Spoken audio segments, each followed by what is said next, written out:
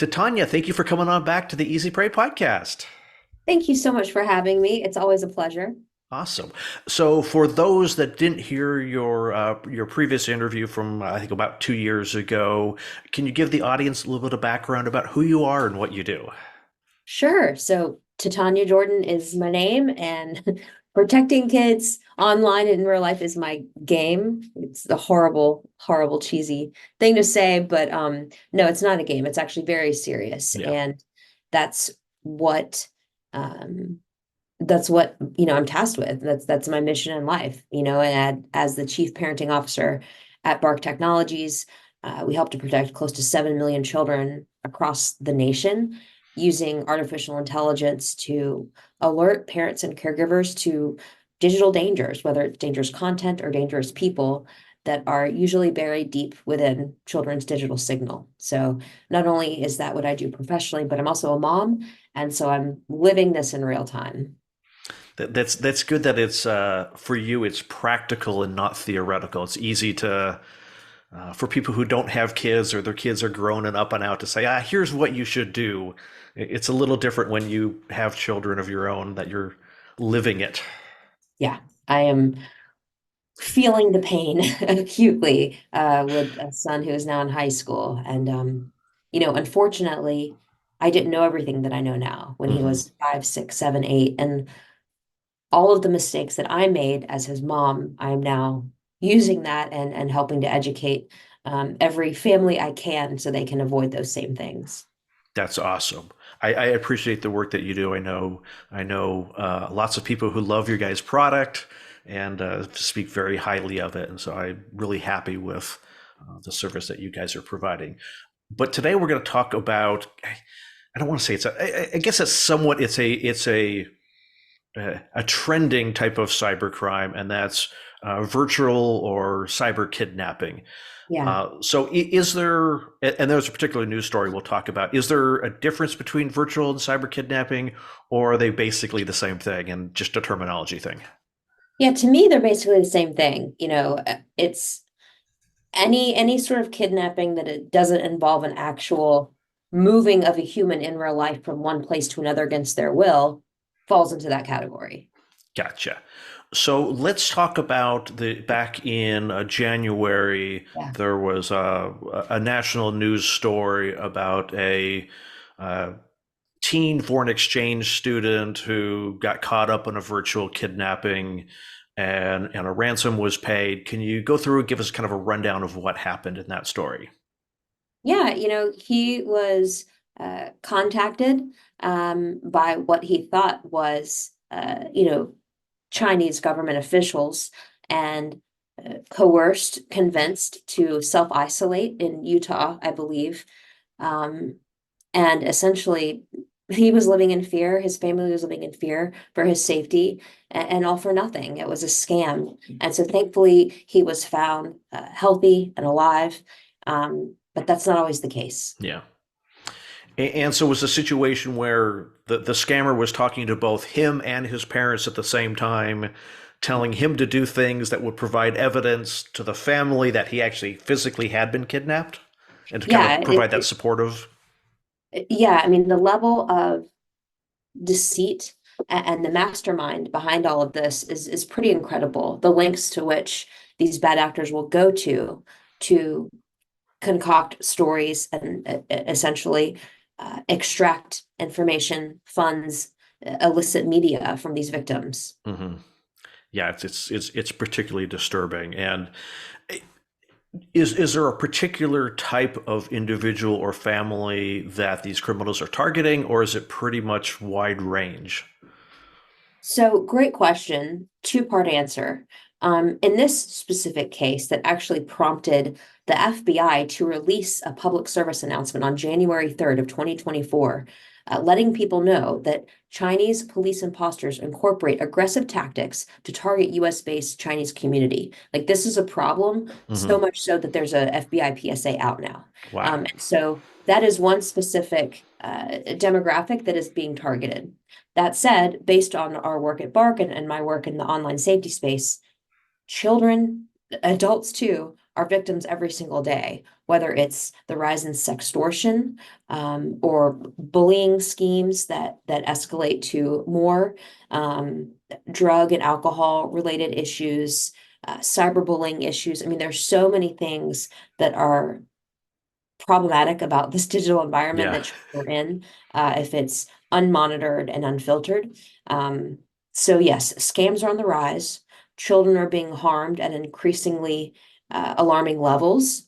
And in addition to this particular story, I would say the next thing to really be concerned about is the rise in sextortion, particularly of our older teenage boys. They're vulnerable, as you would imagine. Yeah. They think they're talking to somebody they might be interested in. Conversation turns to more romantic uh, conversation, right? And then you send a photo, potentially a nude photo or video, and all of a sudden you realize that is not a love interest. It's a bad actor on the other end. And if you don't send them more photos, more videos, or money, they're going to bring shame to you, and threaten to harm you or your family. And Yeah. unfortunately, so many older teenage boys in particular are resorting to dying by suicide instead of reaching out and letting somebody know what happened to them. And that's heartbreaking. Yeah. It's just, to me, it's insane the amount of effort and lack of morality that scammers are going to, and it's just, well, it's just solely about the money to them, and we don't care what happens to the people involved, and we're not even going to pretend to care about the people involved. It is so cold. It is so heartless. It is so evil. To actually see some of the conversations that have been published between these bad actors and these victims of basically trying to call their bluff. Like, go ahead, just kill yourself. It'll be better for you if you're not here when Oh, this gets released. Like, who as a human does that? It's one thing if it's a bot, and then sometimes is a bot, but an actual human being on the other end of that, encouraging somebody to do that. Uh, there's a special place and a special place for them, if you know yeah. what I. And if they're training, I mean, like, to me, it doesn't really matter whether it's a bot or it's a human. The human designed the bot to do things that were morally reprehensible. So it's, in my mind, it's the same thing. Whether it's the bot portion of it is scary in that it becomes infinitely scalable, whereas a human involvement, at least there's time and effort of a physical individual that has to be involved. You're absolutely right. You're absolutely right. So with the virtual kidnapping, I kind of see, in my mind, I kind of see two of these types of situations. One where the kidnapper in the Utah case specifically targeted a specific student and manipulated him to provide the evidence to make the ransom more, the kidnapping more real to the parents that are in another country. But I've also seen a rise in news stories, particularly about, it usually seems to be college women, that they've been voice cloned, and there's a call made to the parents saying, "Hey, Oh, I've got your daughter," or "Hey, mom, hey, dad, I've been kidnapped." And so sometimes it's a one person scam, sometimes both sides are being targeted. Kind of, I guess some of it is, how are they going about doing these scams, and then how do we make a dent against them? I'm so glad you asked because that's what's critical, right? Is to empower not only ourselves as adults, parents, grandparents, but empower this next generation that's growing up in this crazy world. So, to the latter part of your question, um, having a safe word to vet out possible scams is critical. Every family listening right now needs to reach out to relatives and children and say, "Hey, this is going to be our word," so that if somebody takes our voice and uses it, tries to use it against us, we'll know this is either a real or a fake threat. So have a safe word. It might sound silly. You might think it can't happen to me. Better safe than sorry. What's the harm? Take you two Yeah, minutes, figure out the word, and land on it. Um, the next thing is to, really pay attention to stories like this. In this information overload world that we're living in, it's easy to tune out the news, and podcast and YouTube shorts and Instagram reels and all of that. but really try to be selective about what information you are taking in and pay attention. Please don't completely disconnect from what's happening in the world because you don't want to find yourself not in the know. Another essential tech tip is to keep location tracking on phones and other mobile devices, especially for young children. And this is nuanced, right? You don't want to have your children be using publicly available location tracking. Like they Yeah. don't need to be public on Snap Maps where anybody in the world can see their location. But the built-in location tracking that comes with devices, et cetera, is important because in the case of this Utah incident, if the family had the son's real-time location, they could have figured out where he was and gotten to him a lot sooner. There's also software, built-in parental controls that you can use to approve or not approve contacts in the first place, right? Hmm. Bark can alert you if your children are disclosing PII, that's personally identifiable information. And that's another thing to really talk about with kids is making sure if and when they do have a digital footprint, there's as little information about them out there, right? Don't use your real name and usernames. Please don't use your school name, your Yep. graduation year, where you play school, your birth date. Any information that's out there about you can be used against you. So don't do that. Stop doing that. Yeah, I think particularly about like the voice cloning that there does need to be a certain amount of training data. And so for someone like you or me, where there's hours and hours and hours of training data for us, Yeah. but my Yeah. wife, there's very little publicly available audio of her talking. And so we were having that conversation. I don't know. I think maybe as a result of the Utah virtual kidnapping, of like, hey, we really do need to have a safe word and a distress word. More likely that it's going to come from her getting a phone call claiming to be me than the other way around, Right. just because there's more audio of me out there.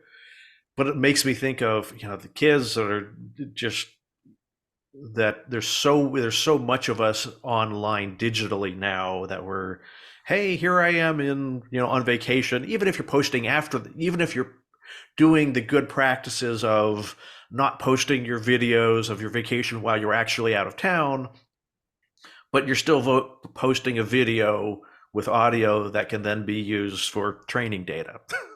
Yeah, a hundred and that's percent. and that's just so and like I wouldn't want to tell someone never post anything online, um, never post a picture, never record an audio, be a digital hermit. That's not a practical solution these days. So it's the safe word seems to be a good, or distress word, or whichever one you want to use, seems to be a good option. Yeah. And another thing to think about too is being careful when you're answering the phone from a number you don't know, because even if you don't have a, strong digital footprint, or a large volume of stuff out there with your likeness, just answering the phone with a few seconds of your voice can then be taken the wrong way. So Oh, I hadn't thought about that, about just the wrong numbers. yeah, yeah, right. The wrong numbers. You think it's spam and it could be a bad actor. So just when in doubt, send a voicemail. If it's important, they will leave you one. If it's important, they will text you. So, so what are some of the signs of virtual kidnapping? So let's say a family doesn't have a safe word Hmm. or a distress word, and something, and Grandpa gets the phone call from his granddaughter off in college, and it sounds like her. What do you do? Or what are the signs, and then what do you do? Yeah. So the signs, it's so early in terms of like humanity having to deal with this that it's still evolving. Hmm. But one element is that the target will be locked out of their own social media accounts, unable to access or update them. But that's more of an internal sign. From according to the FBI, it starts with initial contact to the victim from the bad actor and to the victim's loved ones. Then it's scare tactics, Hmm. right? Then it's surveillance of the victim, um, and then extortion. So when in doubt, or if this, God forbid, happens to you, you've got to go to law enforcement. Yeah. They will be the ones that can help you discern what's a real threat, what's a credible threat, and what's not.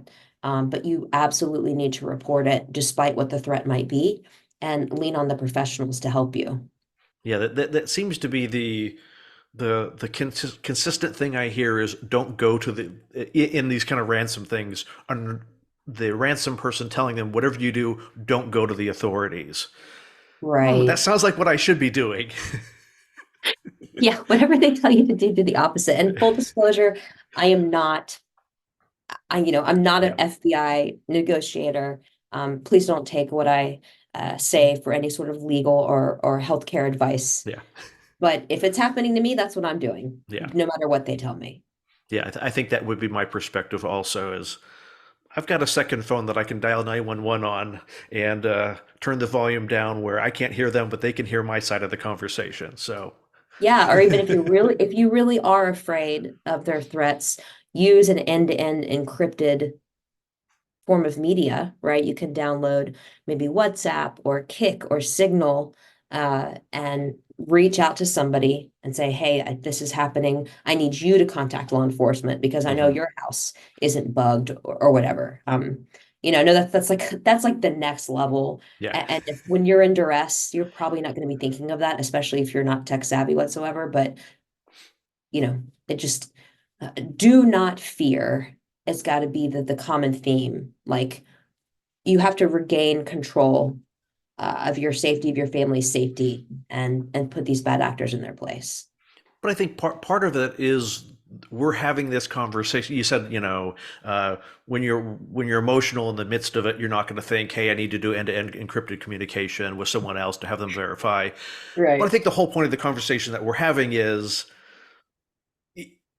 having a plan. If something does happen, you're now not having to make it up on the fly. Um, Yes. I, I'm Yes. I'm That's what I'm I meant I'm to say. I'm one of those people that I don't think it's paranoia. I try to, whenever I walk into a building, I always just make it part of my mindset is where is the alternative exit? If something were to happen, what's the other way to get out of here? Our mind is wired such that when we walk into a building, we know how to go back out the way that we came. But if there's a fire and that way is blocked, in the moment of the panic, we don't know what to do. So I always try to think if I walk into a building, walk into a business, where's the other way out of this location for safety purposes? And so I think the same thing applies to these sort of cases that if I get a call that's suspicious, okay, I know what I'm supposed to do. I know I'm supposed to call the police. I know I'm supposed to, surprisingly, what people don't seem to do is reach out to the person who you think that you're supposedly getting the kidnapping call from. I've heard lots Right? of these stories of the person, oh my gosh, it sounded like my daughter, and I was about to pay my ransom, and my husband said, well, did you call her to find out? And they make That the would be phone a good call, and it's tip. like, oh no, I'm fine. I just got out of sociology class, and I'm heading back to the dorm. Like, did you just call us? No. I'll never forget getting a phone call from my dad a few years ago in the middle of the night. And of course, I'm thinking he's having a heart attack, Yeah. right? Um, Terrifying. And he was so shaken up because somebody had called him and said that they had his daughters, and um, I can't imagine that the fear, and it's horrific, right? So, but back to your point, it is never a bad idea to be prepared, Yeah. whether it's making sure you have a couple days of water, in your house in case something happens, batteries, flashlights, the same precautions we take in the real world in case something happens to give us peace of mind. We now need to apply to the digital world too, especially with our children spending upwards of 8 hours a day or more connected. We really, it is not as separate as our generation Yeah. thinks. It's very much commingled. Yeah, for us growing up, or when the internet came around after we were more or less grown up, it was this is the internet, this is life, and they were two very separate things. And now The digital and the physical world are very blurred, and for a lot of people, they spend probably more time involved in the digital world than they do interacting with people face to face. Exactly. It's and there's so much that comes from that too. Um, from the social emotional element of just when you're in real life, you're kinder. You're not as apt to make fun of or hurt or joke. Like Yeah. there's more empathy, there's more connection. So, you remove that human element of connection and empathy, and then you almost throw fuel on the fire of risk taking and danger. And when you're in front of a screen or playing a game or seeing a notification from an app, it's stimulating the pleasure centers of your brain. There's addictive chemicals involved. Hmm. Like it's a lot. It's a lot. And it's not easy, but it is absolutely worthwhile pursuing how to protect our families. Yeah.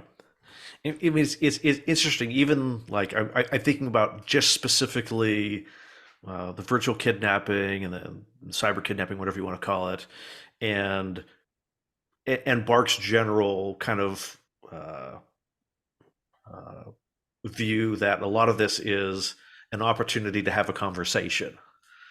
And while this is not specifically what you guys deal with in virtual kidnappings, it's still that this is stuff that you should have a conversation about before it happens, and it's an inroad to having a conversation about what are you doing online, how are you interacting with people, and what should we do when we get those weird phone calls.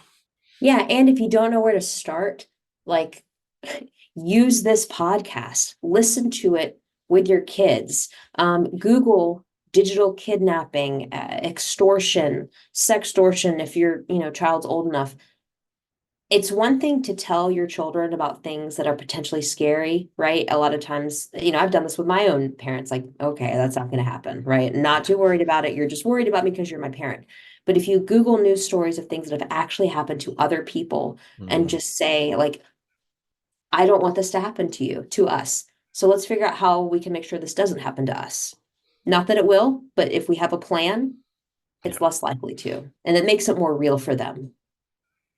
Yeah, and I kind of wonder if, not that I'm trying to plant ideas in scammers' heads, and I haven't heard a whole lot about kind of the flipping the script on the virtual kidnapping, and it's the kids getting calls from grandpa saying, "Hey, I'm having a heart attack," or "I'm Mm. on the way to the hospital," or I need help with this medical bill because of something happened. I like usually it seems to be flipped the other way where it's the parents are being targeted.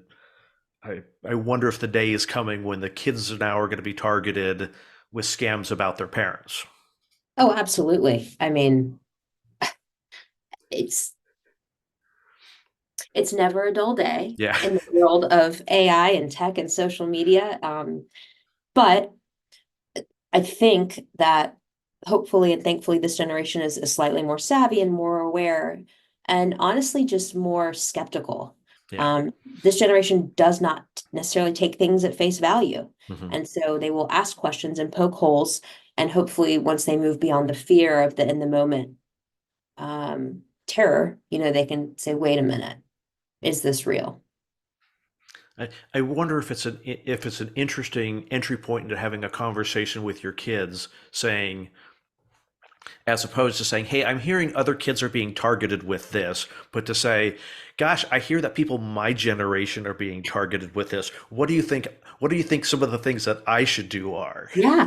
Yeah, flip the script and ask your children to help you do a safety audit. Like, hey, here's, I, I use the same password for everything. Is that a bad idea? Like talk about it.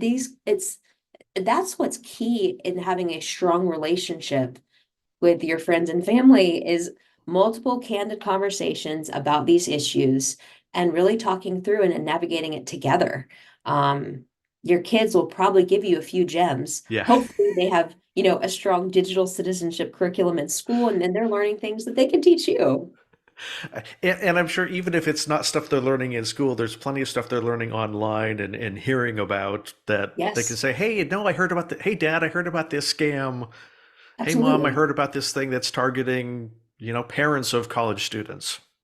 Yeah, I mean, one of the more recent things that I'm warning parents about that I bet their kids have seen before they have seen is the rise in deep fake sexting scams Hmm. involving young women and young men. But children essentially, all it takes is one screenshot of their face, and then somebody can put that face on a simulated body and spread misinformation around about them. It's happening, and your Yeah. kids have probably heard about it, and it's important for you to know, talk to them, and then know what your options are. Whether it's to report it to NCMEC, the National Center for Missing and Exploited Children, to have them take it down. They have a take it down initiative to your local law enforcement or your Internet Crimes Against Children unit for your state, if you're listening and you're in the United States. It is a crime. There are proposed bills out there now. Obviously, our um, our law does not move as quickly Yeah. as tech, but they're trying. And so again, it's never a dull day. There's always something new, and you've got to work together with your very savvy children to discuss and then plan. Yeah. Are there any other emerging trends that are kind of things that have just started happening within the last couple of months, types of scams that I you're aware really, of? yeah, it's the deep fake porn and sexting scams that are causing a great deal of harm, both immediate and long term. Yeah. Yeah, those are not easy to, yeah, those are particularly awful. Yeah. So as we wrap up here, are there any other kind of warnings and just general, hey, watch out for, or if you hear this, be suspicious types of uh, suggestions for the audience? I wish there was like an easy 5 point list to watch out for. There is not. However, if it feels off, it probably is off. So don't hesitate to uh, report, ask for Hmm. help, surface it, right? Um, you made an excellent point earlier of just reach out to the victim in question, right? Don't take the hacker's word for it. Make sure you can confirm that there is an actual danger. Don't put any PII out there that you don't have to. Personally identifiable information can and will be used against you. Don't put it out there. Your name, where you live, where you work, where you go to school, even, posting that picture of your birthday cake on Instagram on your birthday Yeah. gives it away, right? Without telling everybody, So just share information with a close private circle. Yeah. You don't need to put it all out there um like Chris and I have done, right? Like we're super out there, but it's for a purpose. If you don't have a purpose like one of us, lock it down. Yep. Keep it tight. I know you're talking about like birthdays. I know someone who was uh, thinking far enough in advance that when he created his Facebook account, wow, probably a decade ago now, he did not use his real birthday. And it's funny because as soon as it comes up on Facebook, people wish him a happy birthday. And so he's like, I know who really knows me and who doesn't, because whether they're celebrating my real birthday or my virtual birthday. Yeah, I have I'm shell shocked by that, honestly, because I have done that. I've emailed people like, "Oh, happy birthday!" Like, you silly goose. It's not my real birthday. I just told that to Facebook, and then I feel silly, like a goose. So, yes, yeah, but it's smart. It's smart. They don't owe you anything. They're monetizing your Yep. eyeballs. So don't give them more than you need to. Awesome. And if people want to find out more about you, not for educational purposes, to learn more about scams and learn more about Bark, not to try to get you, uh, where can they find you and where can they find out more about Bark? Sure. So if you want to keep your kids safer online and in real life, I strongly encourage you to check out Bark. It's bark.us. We have an app, we have a product for schools, and we have a safer smartphone that I wish existed when my son got his first smartphone. We would have avoided a lot of issues. And if you'd like to connect with me personally, my unique name, Titania Jordan. There aren't too many of them across the globe. I'm on all the places. Instagram, TikTok, Snapchat, Facebook, YouTube, all the places. Feel free to search me and connect with me. I'd love to connect with you. Awesome. Thank you so much for coming on the podcast, Titania. Absolutely. Thank you so much for having me and for all you do to protect and empower the public. You're very welcome.